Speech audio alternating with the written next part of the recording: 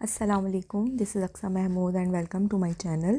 Pregnancy में दांतों से रिलेटेड मसले मसाइल चलते रहते हैं। मेरे साथ तो हर प्रेगनेंसी में कुछ ना कुछ मसले चलते रहते हैं, कुछ नहीं तो ब्लीडिंग होने लगती है, मसूड़ों से खून आता है जो। And I think most of the women face these type of teeth issues in their pregnancies. अच्छा, मुझे फ़र्स्ट की 1-2 प्रेगनेंसी में मुझे याद है कि मेरी नाक से भी ब्लड ड्रॉप्स आए थे, बट अब ऐसा नहीं है। मुझे मसूड़ों से खून आता है या मसूड़े मेरे सूज जाते हैं इन प्रेगनेंसी। और लाजमी ऐसा होता है कि मैं हर प्रेगनेंसी में मेरा एक चक्कर तो लाजमी लगता है डेंटिस्ट के पास, या प्रेगनेंसी के दौरान या प्रेगनेंसी के बाद मुझे जाना ही पड़ता है।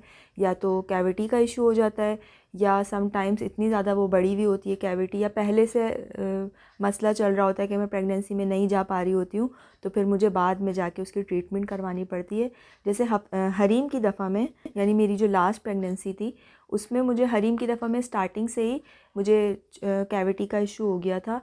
तो वो मैं प्रेगनेंसी में नहीं जा रही थी कि रहने देती हूँ, डिले कर रही थी। फिर ये हो रहा था कि हस्बैंड कह रहे थे कि एक दफ़ा चेक करवा लो, तो वो टाइम इतना करीब आ गया था ड्यू डेट।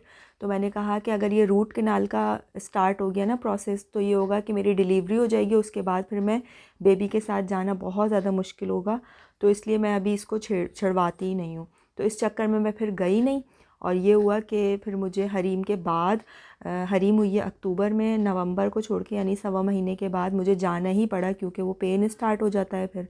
तो दिसंबर की सख्त सर्दियों में, और डेंटिस्ट भी काफ़ी दूर है जहाँ मैं चेकअप करवाती हूँ, तो वहाँ बहुत मुश्किल होती है। एक तो न्यू बॉर्न के साथ, फिर और बच्चे भी हैं, फिर सर्दी भी है, तो बहुत डिफ़िकल्टी होती है।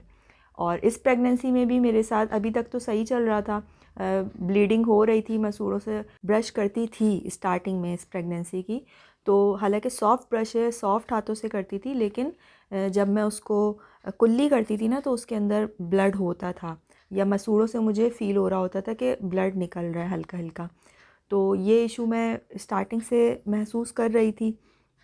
लेकिन फिर ऐसा हुआ कि 7 मंथ में, यानी कि अक्टूबर में, हरीम की बर्थडे के आसपास ही, बर्थडे आई थिंक इसकी गुजर गई थी, यानी 4 अक्टूबर के बाद 1-2 दिन बाद मुझे इंटेंस पेन एकदम से दांत में स्टार्ट हुआ। उस दांत में ना ही कोई कैविटी, ना ही कोई कीड़ा, मतलब बाहर से उसको देखेंगे तो बिल्कुल ओके लग रहा था, बस अचानक से वो दर्द स्टार्ट हो गया। तो मुझे एक तो समझ नहीं आया कि कौन सी दांत में दर्द हो रहा है, क्योंकि बराबर वाली जो दाढ़ है, मोलर टूथ है, उसमें रूट कैनाल हुआ है। आज से तकरीबन 3-4 साल पहले हुआ था। तो मैं समझी कि शायद उसमें हो रहा है, लेकिन फिर यही हुआ कि रूट कैनाल हुआ है, तो फिर दर्द क्यों हो रहा है, मतलब समझ नहीं आ रहा था। इस कदर इंटेंस पेन अचानक से स्टार्ट हुआ था कि ऐसा लग रहा था कि सर पे ना कोई हथौड़े मार रहा है। अब हल्का फुल्का दर्द होता है तो बंदा लौंग रख लेता है या कुछ भी इस तरह का टोटका कर लेता है। वो इस कदर इंटेंस पेन था कि मुझे फौरी तौर पर एमरजेंसी में, समझ लें, मुझे जाना पड़ा। फ़ौरन हबी को मैंने बुलाया कि मुझे जाना ही जाना है, इतना दर्द है।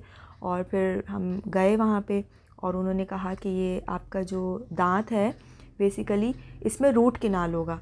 अब ऐसा क्यों होगा, उस वक्त तो कुछ समझ ही नहीं आ रहा था। मैंने कहा था बस किसी भी तरह से इसका दर्द आप पहले ख़त्म कर दें। तो उन्होंने उसकी फिलिंग वगैरह की, कहने लगे कि ये अंदर अंदर से ही ये डैमेज हो गया है, बाहर से ऐसा कुछ नहीं। हालांकि कीड़ा भी नहीं था, आई थिंक होगा, पता नहीं। खैर, वो उन्होंने पेन किलर वगैरह दे दिए और मुझे फिलिंग करके मेरी दांत में, और मुझे भेज दिया कि 1-2 दिन बाद आप आ जाइएगा, इसकी हम रूट कैनाल स्टार्ट करेंगे। अच्छा, जो सिंपल पेन किलर होती है वही उन्होंने पेन किलर दी, तो उसके बारे में मैं बताना चाहूँगी कि 2 दिन के बाद हमें बुलाया था, तो 2 दिन तक मैं पेन किलर वो खा रही थी। तो आपको याद होगा, मैंने लास्ट वीडियो में बताया था कि मेरे कॉन्ट्रैक्शंस स्टार्ट हो गई हैं, और नीचे हड्डी में भी, मेरे प्यूबिक बोन में भी बहुत दर्द हो रहा था उस दौरान।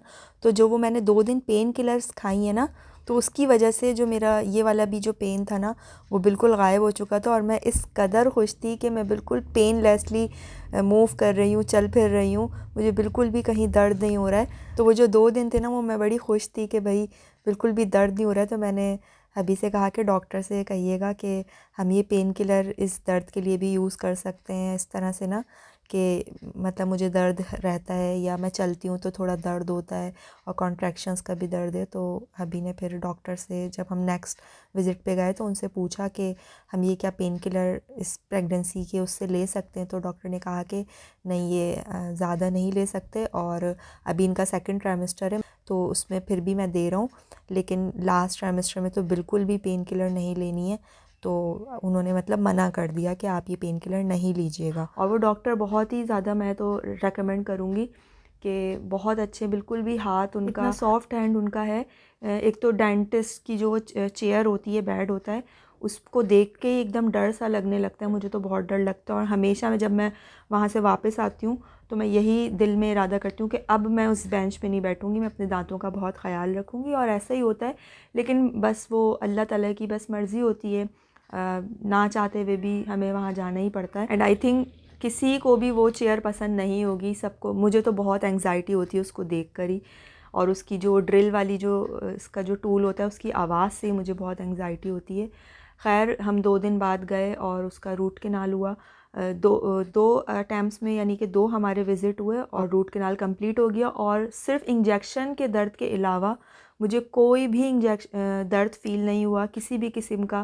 पूरा प्रोसेस हुआ और मेरे 3 रूट कैनाल हो चुके हैं मुख्तलिफ़ अरसे में, लेकिन मुझे बिल्कुल भी पेन नहीं होता। जो बस स्टार्ट में जो इंजेक्शन लगता है उसका दर्द मुझे पहले इतना कभी फ़ील नहीं हुआ, लेकिन इस प्रेगनेंसी में मुझे काफ़ी दर्द, काफ़ी से मुराद के मैं थोड़ा सा नॉर्मल से मुझे थोड़ा सा ज़्यादा हुआ था। इतना नहीं कि वो बेरेबल नहीं था, लेकिन ये कि मुझे थोड़ा सा फ़ील हुआ था। अच्छा, इस सब प्रोसेस में, इस पूरी कहानी में सबसे मज़े की बात ये हुई कि पूरा प्रोसेस जब हो गया, रूट कैनाल के एंडिंग स्टेज पर थे, डॉक्टर जो है वो अपना प्रोसेस कर रहा था, रूट कैनाल हो चुका था, वो बस एंड में फिलिंग करने वाली थी और मैं वहीं मुंह खोले खोले उस चेयर पर ही बैठे बैठे मैं बेहोश हो गई। मैं अपना कॉन्शियस बिल्कुल छोड़ चुकी थी, क्योंकि ना डॉक्टर बार बार जो है वो इंजेक्शन थोड़ा थोड़ा 5-5 मिनट के वक्फे से मेरे मसूड़े में बार बार मुझे लगा रहा था कि ये जो सुन है ना ये ख़त्म ना हो और प्रोसेस चलता रहे। तो मुझे वो दर्द तो फ़ील नहीं हो रहा था, लेकिन मुझे ये फ़ील हो रहा था कि हाँ, मेरे इंजेक्शन लग रहा है, सुई अंदर जा रही है। तो पता नहीं उसकी स्मेल से या पता नहीं किस चीज़ से बस मुझे जो जहन है वो एकदम माउफ सा हो गया बिल्कुल। उसके बाद जी डॉक्टर भी एकदम परेशान हो गया, वो पीछे हट गया। फिर हबी ने जूस वूस ला के दिया और उसके बाद मुझे तकरीबन 15 से 20 मिनट लगे दोबारा से कॉन्शियसनेस में आने में। फिर जो है वो बाकी का प्रोसेस स्टार्ट हुआ और फिलिंग ही रह गई थी, वो 10 मिनट का काम था। उसके बाद जी हम घर पर आ गए और मैंने डॉक्टर को अपना इशू बताया कि मैं जब भी ब्रश करती हूँ ना, चाहे जितना भी सॉफ्टली करूँ, थोड़ी देर के लिए भी करूँ, तो मेरे ब्लीडिंग ज़रूर होती है मेरे मसूड़ों से। तो उन्होंने कहा कि ये प्रेगनेंसी में ऐसा होता है, नॉर्मल सी बात है, लेकिन अगर आपको मुसलसल यही शिकायत है तो आप ये वाला टूथपेस्ट यूज़ कर लें। उन्होंने मुझे ये वाला टूथपेस्ट लिख कर दे दिया और मैंने अगले ही दिन से इसको यूज़ करना स्टार्ट कर दिया और अल्हम्दुलिल्लाह मैं अभी तक यही वाला टूथपेस्ट यूज़ कर रही हूँ। अच्छा, इसमें झाग ज़्यादा नहीं बनती, अगर जो लोग यूज़ करते हैं उन्हें पता होगा, मैं तो फ़र्स्ट टाइम ही यूज़ कर रही हूँ और बहुत ही लाइट सा है ये। इसकी फ्रेगरेंस भी इतनी नहीं है। बाकी टूथपेस्ट मुझे करते हुए भी मुझे बहुत ज़्यादा वो होती थी, ख़ास तौर पे प्रेगनेंसी में एक तो स्मेल का इतना मसला होता है। तो जब से मैं ये यूज़ कर रही हूँ तकरीबन 1.5-2 महीने हो जाएंगे, तो मुझे बिल्कुल भी अब ब्लीडिंग की शिकायत नहीं है, दांतों से खून अब बिल्कुल नहीं आता है और ये बिल्कुल मुझे सूट कर गया है ये टूथपेस्ट। अच्छा, फ़ॉर्चुनेटली हम इस जदीद दौर में रह रहे हैं कि मेरे लिए ख़ास तौर पे कि कोई भी मुश्किल होती है, कोई भी किसी भी चीज़ की वजह जाननी होती है तो फ़ौरन गूगल कर लिया जाता है और उसका आंसर हमें मिल जाता है, क्यों का जवाब मिल जाता है।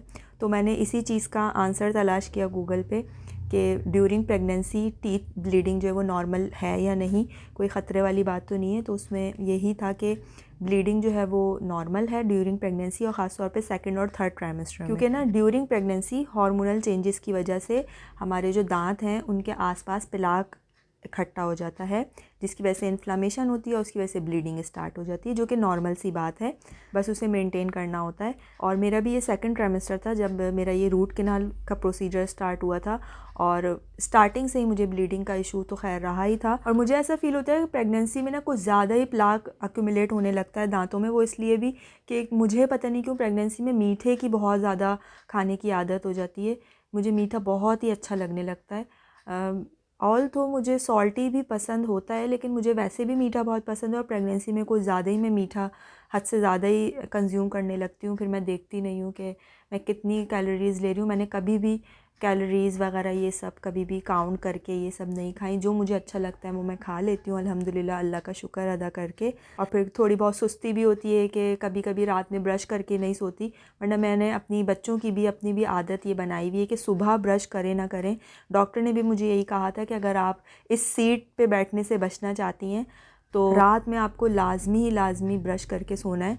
सुबह दोपहर में आप करें ना करें, रात में आपको अपने दांत साफ़ करके लाजमी सोने हैं। तो वो मैंने अपनी रूटीन बनाई हुई है, बच्चों को भी सिखाया हुआ है। कभी कभी स्किप हो जाता है, तो प्रेगनेंसी में कभी कभी दिल नहीं चाह रहा, या आजकल सर्दियां हैं तो निकलने एकदम याद आया कि ब्रश तो किया ही नहीं, लेकिन फिर निकलने का दिल नहीं चाहता, चलो सो जाएं। तो ये थोड़ी बहुत इस तरह की कोताही हो जाती है, जिसकी वजह से वो प्लाक जमा होने लगता है और इसीलिए फिर वो गम्स जो हैं वो फूल जाते हैं, स्वेलो हो जाते हैं और फिर इन्फ्लामेशन की वजह से ब्लीडिंग होने लगती है।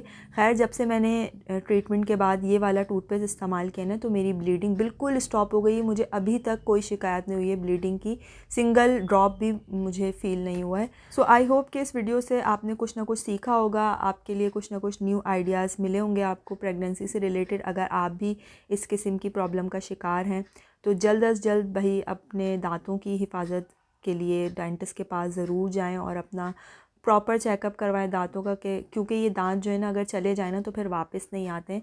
आप नकली लगवा लें, लेकिन जो असली दांतों की जो बात है ना वो नहीं फिर हो सकता। So I hope you like this video, see you in the next video, till that time take care, be healthy, be strong.